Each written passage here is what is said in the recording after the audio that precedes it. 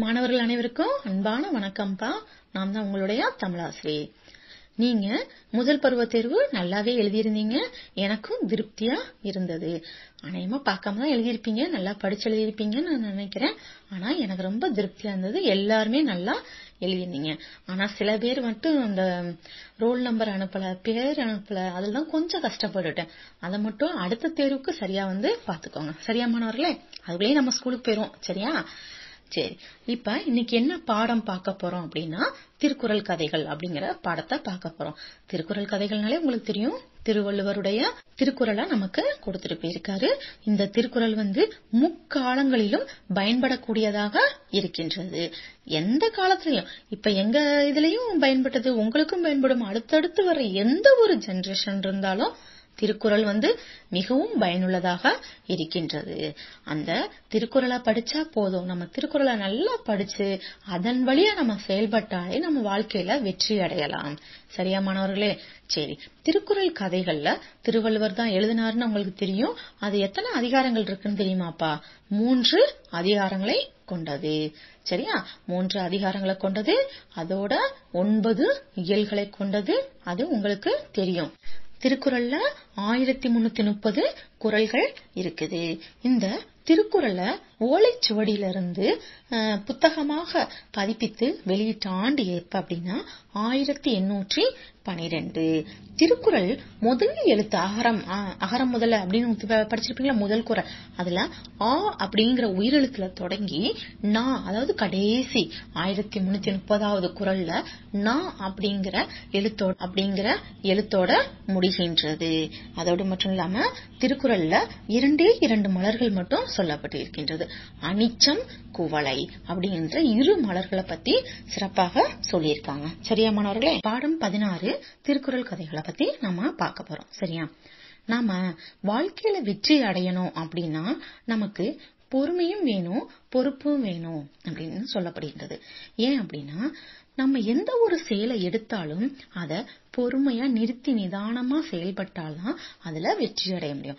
அதே நேரம் பொறுப்பாகவும் இருக்கணும்.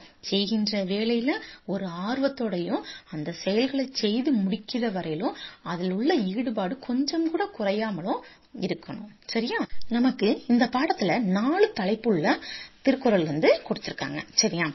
அதாவது முதல் தலைப்பு பொறுமையும் பொறுப்பும், 2வது தலைப்பு மெய்ப்பொருள் காண்போம், 3வது தலைப்பு குற்றமும் குறையும், 4வது தலைப்பு அழகு. ஒவ்வொரு தலைப்புக்கும் ஒரு கதையும் கொடுத்திருக்காங்க. குறளோட சேர்ந்த ஒரு கதையும் கொடுத்திருக்காங்க. நான் இப்ப அந்த கதையை உங்களுக்கு சொல்றேன். நீங்க என்ன செய்யணும்? அத புக்ல வாசித்து பார்க்கணும். வாசிக்கதான் நமக்கு தமிழ் எளிமையா வரும். நான் ஏற்கனவே உங்களுக்கு சொல்லியிருக்கேன்ப்பா. சரி, இப்ப பாருங்க, பொறுமையும் பொறுப்பும் அப்படிங்கிற தலைப்புல கொடுத்திருக்காங்க. அதுல தாமஸ் ஆல்வா எடிசனுடைய மிகச்சிறந்த ஒரு நற்குணத்தை இதுல சொல்லியிருக்காங்க. சரியா? முதல்ல குறளை பாருங்க. நிறைவுடைமை நீங்காமை வேண்டின் பொறையுடைமை போற்றி ஒழுகப்படும். இது பொறையுடைமை அப்படிங்கிற அதிகாரத்துல குறள் 154 சொல்லப்பட்டிருக்கு. சரியா? திருவள்ளுவர் நமக்காண்டி எழுதி கொடுத்துட்டு போயிருக்காரு. சரியாப்பா? இப்ப இந்த குறளுக்கும் இந்த கதைக்கு என்ன சம்பந்தம் அப்படிங்கறத நம்ம பார்க்கணும்ல. சரி, அதுக்கு முன்னாடி இந்த குறளை இன்னொரு தடவை சொல்லி பொருளையும் நான் உங்களுக்கு சொல்லிடுறேன். சரியா? நிறைவுடைமை நீங்காமை வேண்டின் பொறையுடைமை போற்றி ஒழுகப்படும். அதாவது நிறை உடையவராக இருக்கும் தன்மை தம்மை விட்டு நீங்காமல் இருக்க வேண்டுமானால் பொறுமையை போற்றி ஒழுக வேண்டும். ஆமாப்பா, நாம எந்த ஒரு இடத்துக்கு போனாலும் நம்மள சிறந்தவங்க, நல்லவங்க, நமக்கு ஒரு முக்கியத்துவம் கொடுக்கணும் அப்படின்னு நம்ம நினைப்போம்ல. அது அடிப்படை குணம் தானே. அப்படி நினைக்கணும் அப்படின்னா அப்படி அந்த செயல் நடக்கணும். நம்மளையும் எல்லாரும் பாராட்டணும். நம்ம எல்லாரை பொறுத்தவரை நம்ம ஒரு சிறந்தவரா இருக்கணும் அப்படின்னு நம்ம நினைச்சோம் அப்படின்னா நம்ம எதை நீக்க கூடாது? பொறுமை அப்படிங்கறத போற்றி ஒழுகணும். எப்பயுமே எதற்குமே அவசரப்பற்ற கூடாது. சரியா? அதே நேரம் பொறுப்பாகவும் செயல்படணும். இப்ப இந்த கதையில யாரு பொறுமையா இருந்தாங்க, அந்த பொறுப்பு எப்படி மற்றவர்களுக்கு கொடுக்கப்பட்டது அப்படிங்கறத பார்க்கலாம். சரியா? அதாவது ஒண்ணும் இல்ல, தாமஸ் ஆல்வா எடிசன் உங்களுக்கு தெரியும், பல்பு கண்டுபிடிச்சவரு தாமஸ் ஆல்வா எடிசன் தான்ப்பா. அவர் ஒரு புகழ்பெற்ற அறிவியல் அறிஞர். அவர் 1000 முறைகளுக்கு மேல ஒரு செயல் எடுத்தா அதுல 1000 முறைகளுக்கு மேல தோல்வி பார்த்திருக்காருப்பா. இப்போ ஒரு பல்பை கண்டுபிடிக்கிறதுக்கு அவர் 1000 முறை முயற்சி பண்ணி அதுல தோல்விதான் பார்த்திருக்காரு.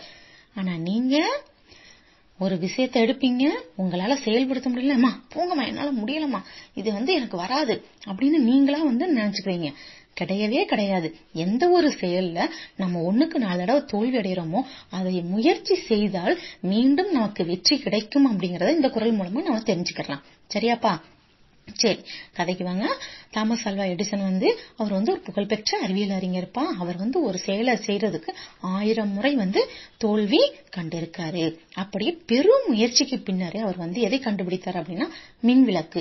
நம்ம இன்னைக்கு டீப்லைட் வெளிச்சத்துல இருக்கோம் பாத்தீங்களா? எத்தனையோ, அதாவது நம்மளுடைய முன்னோர்கள்லாம் இருட்டுலதான் வாழ்ந்திருக்காங்க. ஒரு சின்ன மண்ணெண்ணெய் விளக்க வச்சுக்கிட்டுதான் அந்த காலத்துல வாழ்ந்திருக்காங்க.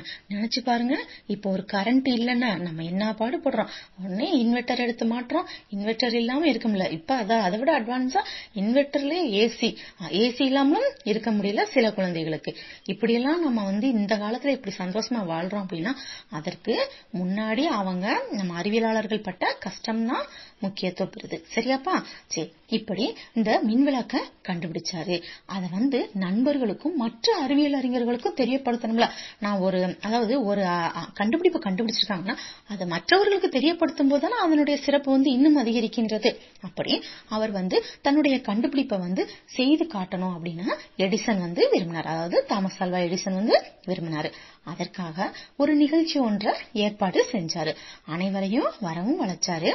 அவரது ஆய்வகத்தை, அதாவது அவர் லேப் இருக்குல்ல, அந்த லேபினுடைய மாடியில தான் இந்த கூட்டம் நடந்துச்சு.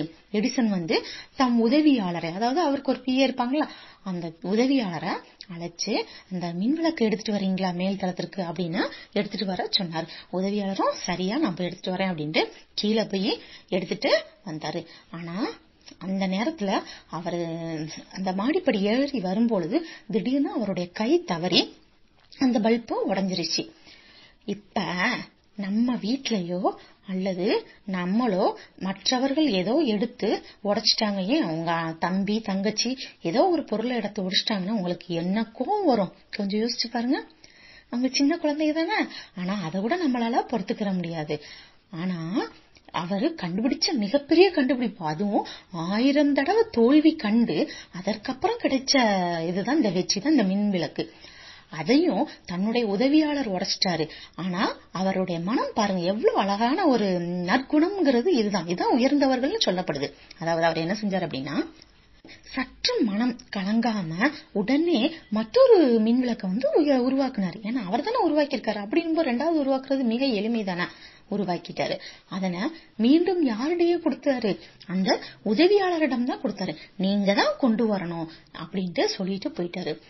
ஆக இங்க என்ன தெரியுது அப்படின்னா, அதாவது அந்த ஒரு பொருளை உடைச்சிட்டாரு அப்படிங்கறதுக்காண்டி அவரை பார்த்து பயந்து அவர்கிட்ட கொடுத்தா அந்த பொருள் தன்னிடம் சேராது அப்படிங்கிற பயம் அவர்கிட்ட இல்ல. உதவியாளருடைய மனம் கவலைப்படக்கூடாது அப்படிங்கறதையும் நினைச்சாரு. அப்ப மின்விளக்க கீழே போட்டு உடைத்தவரிடமே மீண்டும் இந்த மின்விளக்க கொடுக்குறீங்களே அப்படின்னு அவரோட சிலர் கேட்டாங்க. கேட்டதும் அவர் சொன்னாரு, உடைந்த பொருளை வேணா மீண்டு நான் உருவாக்கிட்டேன், என்னால முடியும், நான் உருவாக்கிட்டேன். ஆனா அந்த உடைந்த பொருளை உருவாக்க என்னால் முடிந்தாலும் உதவியாளருடைய மனம் காயப்படுத்திட்டேன்னா, இல்ல நீங்க கொண்டு வர வேணாம், இனிமே உங்களை எல்லாம் நம்பி நான் கொடுக்க முடியாது அப்படின்னு நான் சொல்லி அந்த பொருளை நான் எடுத்துட்டு வந்தா அவருடைய மனம் எந்த அளவுக்கு வேதனைப்படும். அவர் தன்னால எதுவுமே முடியாதோ அப்படிங்கிற ஒரு தாழ்வு மனப்பான்மையும் அங்க அவருக்கு வந்துடும். அதை ஏற்படுத்த எனக்கு விருப்பம் இல்லை அப்படின்னு சொன்னாரு. அதே நேரம் அவர் நான் இந்த பொருளை கொடுக்கறதுனால முன்ன விட இப்ப ரொம்பவும் பொறுப்பாவும் வருவாரு. ஆக அவருக்கு அந்த இடத்துல பொறுப்பை உணர்த்தும் விதமாகவும் இருக்கும். அதே நேரம் அவருடைய மனம் கவலைப்படாமலும் இருக்கிறபடி நான் என்னால செய்ய முடியும் அப்படிங்கறதுனாலதான் அவரிடம் கொடுத்தேன் அப்படின்ட்டு கேட்ட சிலரிடம் எடிசன் சொன்னாரு. அவருடைய மிகச்சிறந்த இந்த பொறுமை குணத்தையும் அப்போது மற்றவர்கள் முழுமையா உணர்ந்து எல்லாருமே பாராட்டினாங்க. இதுல இருந்து என்ன தெரியுது அப்படின்னா, நிறைவுடைமை நீங்காமை வேண்டின் அப்படின்னா நிறைவுடையவராக இருக்கும் தன்மை.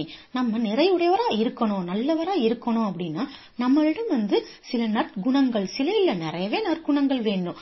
ஏன்னா அந்த நற்குணங்கள்னால நாம எங்குமே சிறப்பாக பேசப்படுவோம்.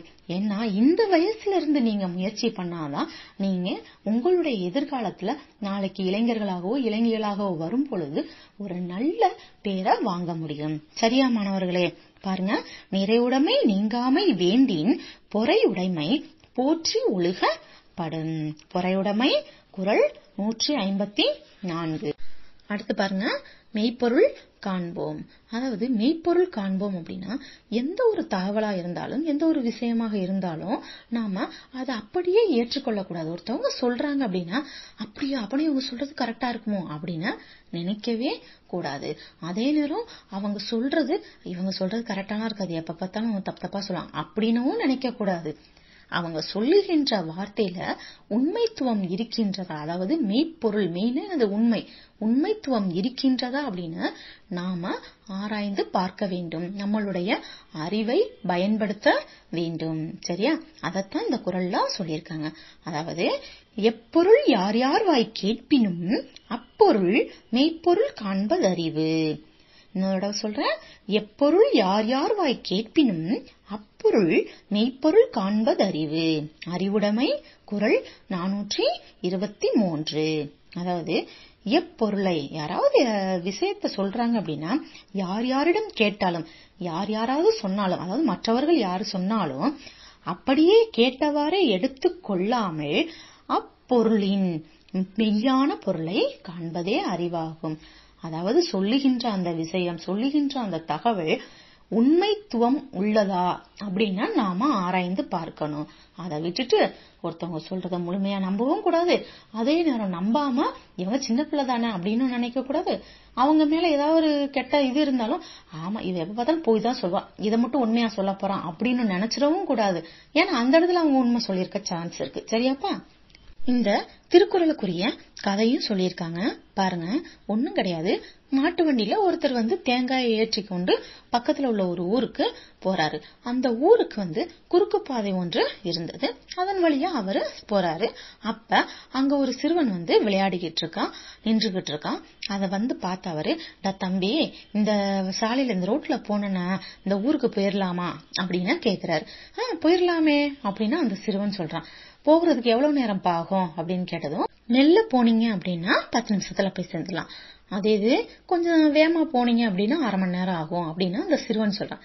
டேய் சேட்டையாடா, வேகமா போன அப்படின்னா 10 நிமிஷத்துல போயிடலாம்ல, சீக்கிரம் போயிடலாம்லடா, அதை விட்டுட்டு மெதுவா போனா 10 நிமிஷத்துல போயிடலாம் அப்படிங்கிற என்ன அப்படின்ட்டு அந்த பையனை கோவப்பட்டுட்டு, அந்த பையன் மேல கோவப்பட்டுட்டு இவர் வண்டியில போறாரு. அப்ப அவர் போற அந்த ரோட்ல ஒரு குறிப்பிட்ட இடத்துல நிறைய ஜல்லிகள்லாம் போடுச்சாங்க. ஜல்லினே அந்த சின்ன சின்ன வீடு கட்டுறதுக்கு பயன்படுத்துறாங்களப்பா, கல்லு. அந்த கற்கள் குவிச்சு அங்கங்க போட்டு வச்சிருக்காங்க. இவரும் எப்படியா அந்த ஊருக்கு போயிடணும் சீக்கிரம் அப்படின்ட்டு வேகமா போறார். வேகமா போனது என்ன ஆச்சு அப்படின்னா வண்டி கவுந்து அந்த வண்டியில உள்ள அந்த தேங்காய்லாம் சிதறி விழுந்துருச்சு.